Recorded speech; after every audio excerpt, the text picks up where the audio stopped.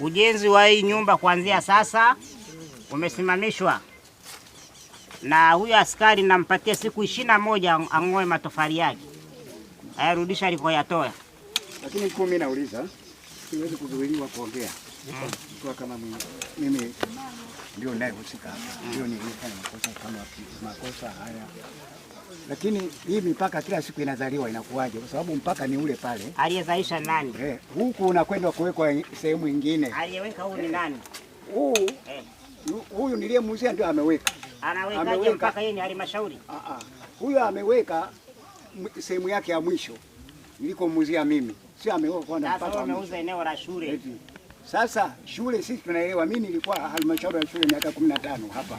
Kuanzia Mzee Ndume, Mzee Jongo na Deo hapa walikuwa wao wenyekiti.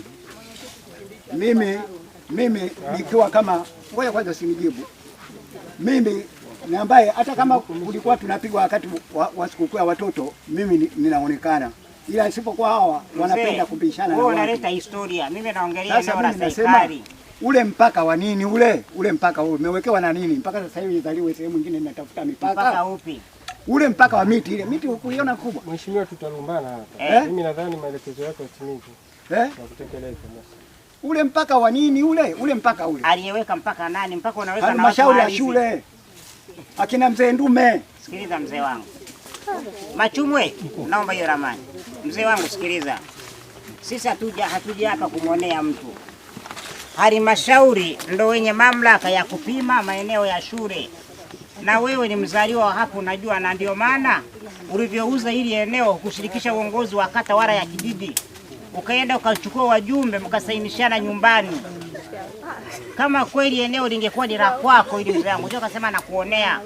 Mimi nasimamia mali za serikali na utaratibu. Ukauza eneo kinyume. Pamoja na huyu askari tunapeleka. Umeuza lini? Umeuza lini? Yule mjamaa hayupo anayehusika. Nisikilize mzee. Hayupo, yupo kazini, amesema pesa ya kukupa wewe milioni 10 ikapatikana. Pesa ya kupeleka halmashauri haipo. Lakini kwenda ofisi za kata na wewe ni mjumbe hapa hamna. Sitaki tulaumiane. Wewe ni mzee wangu. Mimi nakuheshimu sana. Na usigombane na serikali. Umri wako wewe inatakiwa mimi nikulinde, nikuheshimu kama baba yangu. Kwa umri wako wewe babangu, hutakiwi kuwa na ujanja huu. Huu ujanja unatakiwa ufanye na wajukuu zako. Ukigombana na serikali utaumia. Hii barua ya kusema kwamba mzee alikiri kwamba eneo la shule ni kweli, lakini mzee alisafisha eneo la shule ambayo si hili hapa.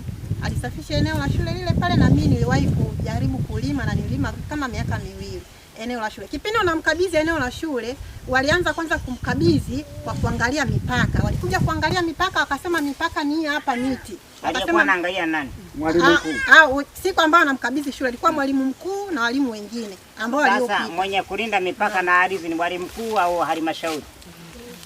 Sasa mwalimu mkuu ndio aliyenipa mimi. Mwalimu mkuu, kwa mfano mimi ni mkuu wa wilaya. Mimi ni mtumishi hapa kama mwalimu mkuu. Wenye dhamana ya eneo ni halmashauri na watu wa ardhi. Na ndio maana umekuja na hii ardhi, na wewe mzee historia hapo naijua.